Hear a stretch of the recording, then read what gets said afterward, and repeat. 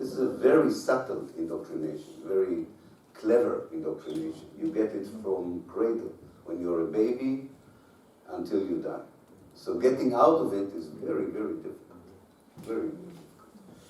And you grow up within a very closed society, a very powerful educational system. And I suppose it's a mixture of who you are, the circumstances of your life, and your ability, which is not always there, to meet Palestinians on an equal footing, that may open the door for you, or the window, to look at things differently. There was a book edited by a colleague of mine, and she interviewed 25 Israelis who became anti-Zionists, Israeli Jews, I should say, Palestinians. And it seems we all had to spend some time outside of Israel, and we all met Palestinians in a more friendly environment, and that really influenced us.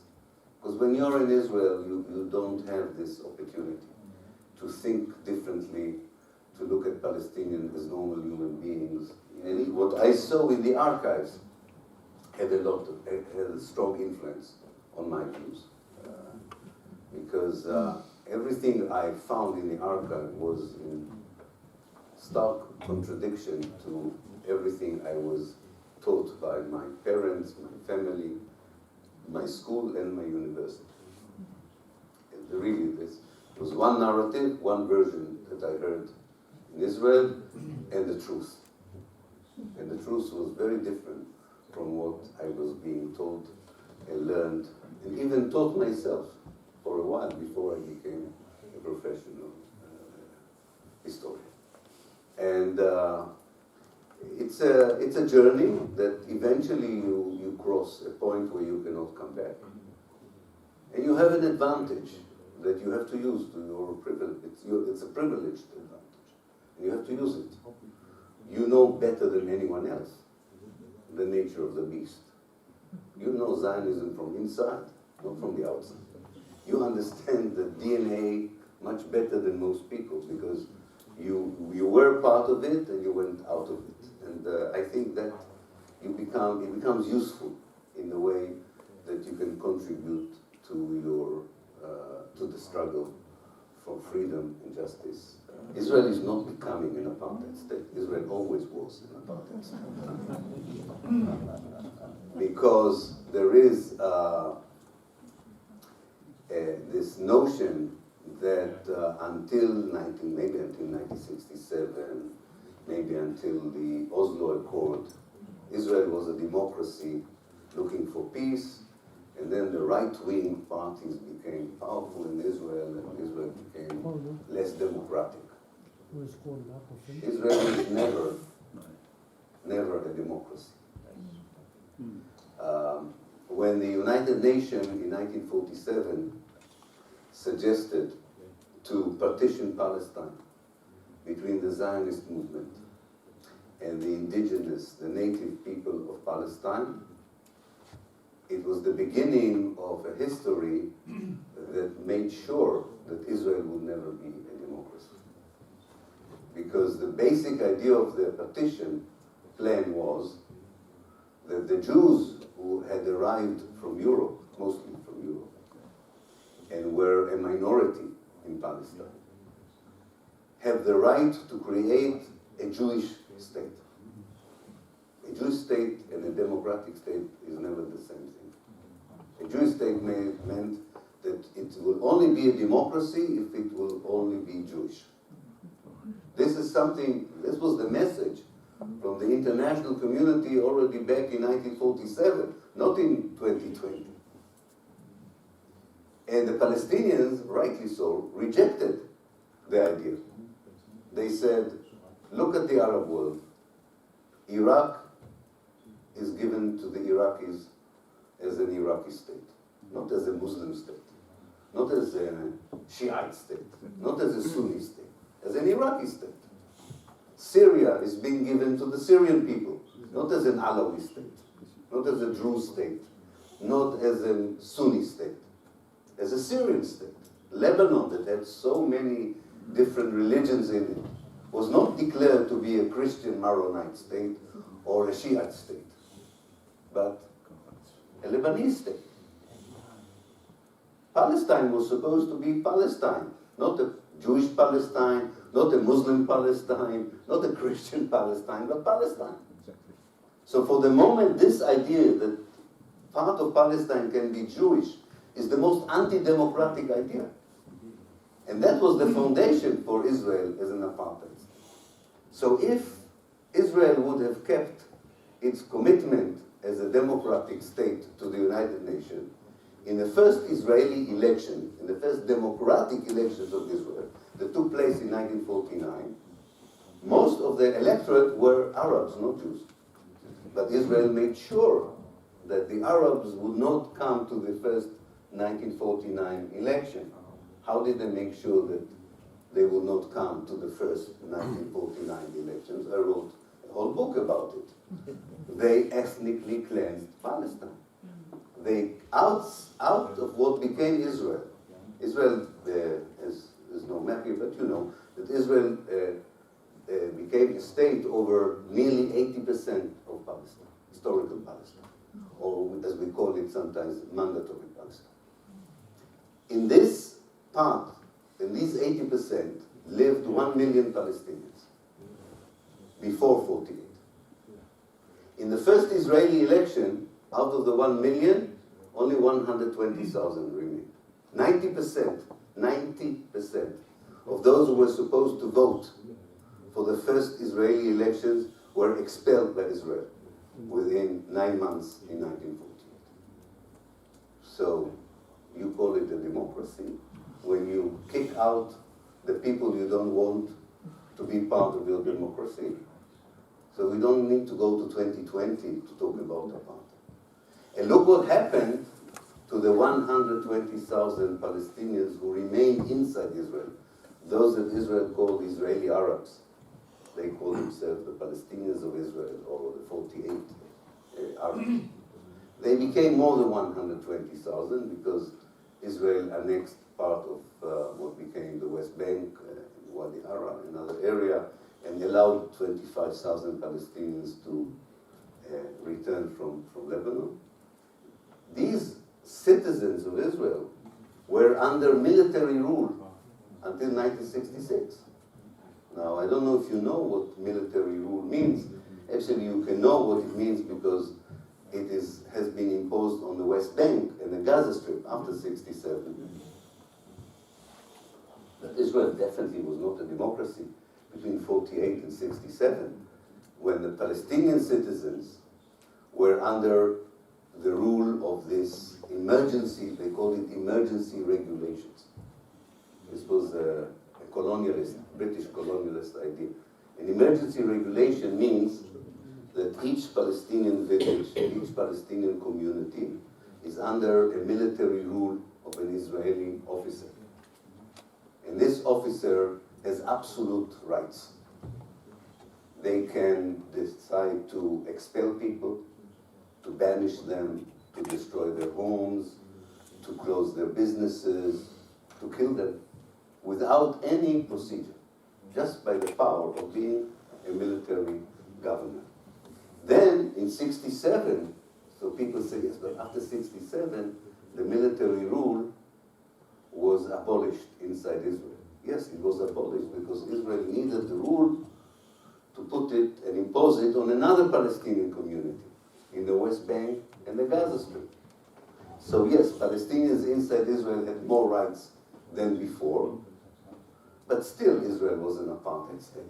Everywhere where Israel ruled, whether it's inside the pre-67 borders or in the West Bank and the Gaza Strip, Israel did not rule as a democracy.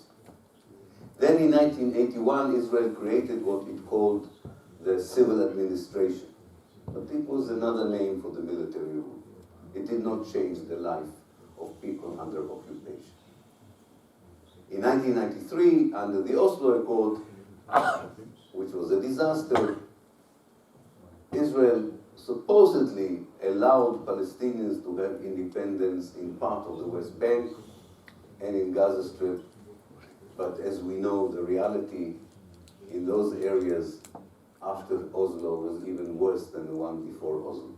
So it was not freedom, and definitely Israel was still occupying millions of Palestinians against their will, and you cannot call this a democracy.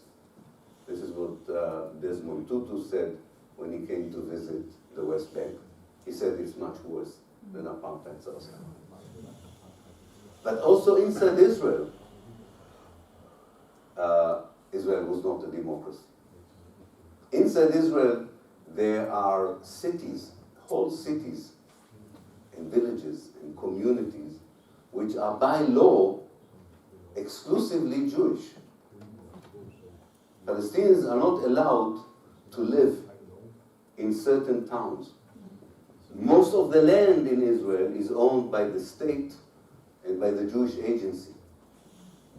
The Jewish agency is not allowed to sell land to non-Jews. So the Palestinian citizens of Israel find it very difficult to buy land and to expand. In fact, Israel did not build one new Palestinian village since 1948, but kept expropriating, taking away land from the Palestinians that was still theirs after 48. It's a lie. That Israel is a democracy, the only one in the Arab world. So people stopped analyzing because they take it for granted. If that's what the Americans say and that's what the Europeans say, then Israel is democracy. You don't need to test it, but you have to test it. You cannot accept these slogans uncritically, especially if you know the truth. And the reason that this is so is because Zionism is a settler colonial movement. As I said yesterday in a lecture in Copenhagen, we need to understand this term, settler colonialism. For my Arabic friends, it's istimar istitari, which is very different from classical colonialism. Classical colonialism is if Britain sends British people to India to build a colony, and when the empire is over, the British people from India come back to Britain. They have somewhere to come back to. Settler colonialism is very different. It's a European phenomenon. And it doesn't matter whether we're talking about Jews or Christians. Quite a few people in Europe, including the Jews of Europe, felt unwelcome in Europe. In fact, felt under real existential danger in Europe. And they had to leave Europe, like the Jews. They had to leave Europe. And they were looking for a new life. I would say they were looking for a new home and a new homeland. In fact, what they wanted was to create a new Europe outside of Europe, because Europe did not want them. And their main problem was that they always chose a place where someone else was living. The native people, the indigenous people, the original people of the place. And always the Europeans decided that the best solution is to remove, to get rid of the native people. In North America, they genocided the Native Americans. In Australia, they genocided the Aboriginals. In Palestine, they only ethnically cleansed them. But it's the same idea. The idea is the main obstacle between me and a successful project is the local population. I need to get rid of it. Now, if this is the ideology, how can it be an ideology for democracy? How can it be an ideology for human rights and civil rights? Inherently, Zionism cannot respect the human rights and civil rights of the Palestinians. All these policies come from this DNA that says there will never be a proper Jewish state if the Jews are not at least absolute majority in the land of Palestine. So if you take more of Palestine, you need to get less of the Palestinians. And this is the basic ideology behind it. So why do we say that Israel may become an apartheid state? It is, it always was an apartheid state. And there are apartheids around in the world. It's not only one model. The Israeli model is very specific. It is very, very specific. It claims that Palestinians as individuals, not as a collective, if they are a small minority, they can live under a Jewish state. If there are in larger numbers, they have to live in Bantustan, that is to be closed in big areas like in the West Bank, area A in the West Bank. The whole sophistication has disappeared. It's very interesting. So we are in a very complex reality. On the one hand, when the sophistication is gone, the Israeli brutality is even worse towards the Palestinians. On the other hand, when the Israeli brutality is worse, it's easier to convince people what Israel is really about. Israel since 2010, actually since 2009, we call it the Netanyahu era, since 2009, under Benjamin Netanyahu, has stopped, very positively I should say, stopped playing the game of democracy. Stopped playing Suddenly, from 2010, we have more than 26 laws in the Israeli Knesset, in the Israeli parliament, which are, there's no other way of describing these laws, are pure racist laws. 26 racist laws. Now, the Israeli society and government and state was racist before that, but it never declared itself openly as a racist state. Now, there is one law after the other which explicitly, directly says, we are, in fact, this is the position of the coalition that supports Benjamin Netanyahu. That's their position. We are racist because we believe that a Jewish state is more important than democracy. And we know that in the world, people like Trump, Boris Johnson, Erdogan in Hungary, and who knows, a lot of right-wing people in Denmark as well, would support us. We don't need to be a democracy. That's the lesson the Israelis learned. But liberal Zionism that controlled Israel until the end of the 20th century was very able to sell this to the world as something that has not happened yet. It's true, they said, but will happen. When will it happen? When the two-state solution will become a reality. Even some Palestinians bought this idea, which is a bad idea, not a good idea. But they bought it because if you live in the West Bank under a harsh military occupation, you want to believe that the two-state solution will bring an end to the military rule. But the two-state solution, as we see, does not bring an end to the military rule. It allows the military rule to continue as if there is peace. They're not. We have elections on Monday in Israel between two big parties. One party says Israel, as a Jewish democratic country, will not allow the Palestinians any right of self-determination, of right of return, any right as a collective group. That's what one party says. And the second big party says exactly the same. This is not, but this is working. It still works. This idea that there is in Israel two big camps. One is reasonable, one is peace-loving, one wants compromise, and the other one is nationalist, extreme, and doesn't. But this is the charade that Israel was very good at presenting. But because the Trump plan is an American affirmation to this new Israeli position. What is the new Israeli position? We don't have to play the democratic game anymore. We are a proud Jewish state that does not keep democracy, does not allow the Palestinian basic human rights and civil rights, and we will continue to be like this. Now we have the support of the United Nations. What we want is an Arab and Palestinian legitimacy for this situation. And Trump, being a businessman, really believes, I really think he believes, that money can solve everything. And he believes that with money you can buy a Palestinian and Arab consent for this reality. And this reality means only one thing: Palestine is gone.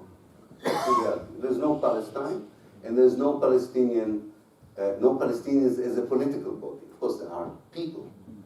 And he even thinks that the United States doesn't have to pay for this because the rich Arab countries will pay for this. Will the rich Arab countries go along with this? I don't know. Some of them might, some of them may not. The people definitely would not like this policy, I hope. But this is the idea now.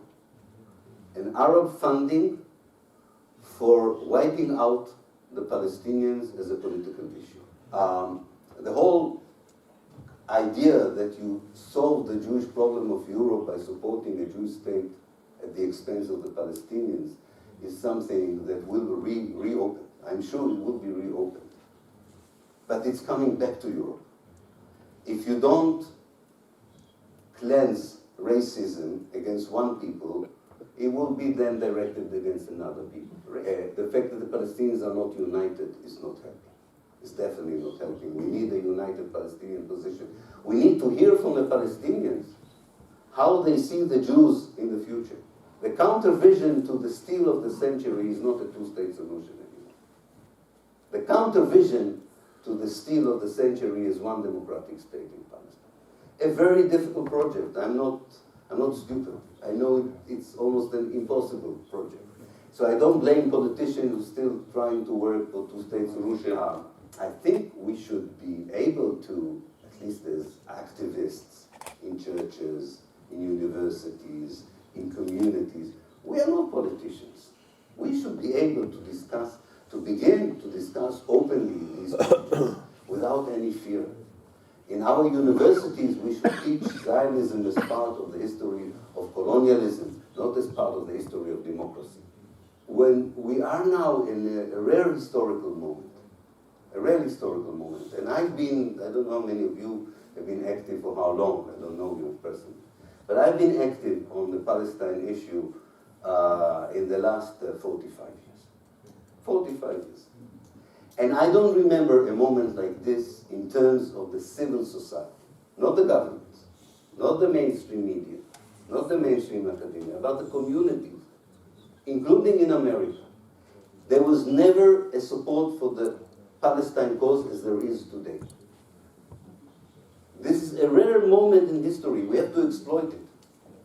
And we will not be able to exploit it if the Palestinians will not be united, if the Palestinians will not lead the way for a new vision, and if we in Europe and in America would not join initiatives like the BDS, the boycott, divestment, and sanction, if we would not treat Israel as we treated apartheid South Africa, and only then, I can assure you, we who work inside the Jewish society in Israel will begin to see good results there as well.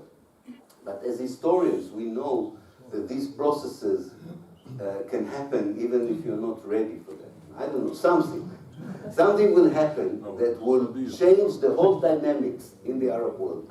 I don't think it will happen in Israel. I don't think it will happen in Europe. I think it will happen in the Arab world or in the Muslim world. Some new dynamics that will happen there will eventually also change the reality in Palestine. The Palestinians cannot do it by themselves. They face a coalition like no one else faced in the history of colonialism. They face the people of Europe who feel guilty about the Jews.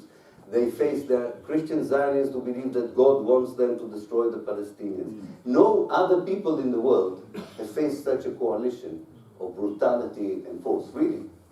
And the Palestinians are normal people. They're not particularly superhumans. They're normal human beings. So they won't be able to do it by themselves. They would need a regional and an international coalition. And this coalition can be eventually formed by all kinds of processes that we cannot predict yet because we don't know the dynamics. As activists, I think, we should continue to work until this Berlin Wall happens, because when it will happen, it will be good to be ready with ideas, with visions, with goodwill and solidarity, because otherwise you get into a situation like in Rwanda or in Zimbabwe, where you end one oppression and you fall into another one. This is the time for civil society to take the lead, to change the language. Don't talk about the peace process.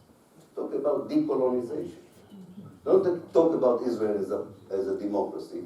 Talk about Israel as an apartheid state. And if someone says to you, you're anti-Semitic, because of that, don't be afraid. You say, no, I'm anti-racist. I'm anti-colonialist.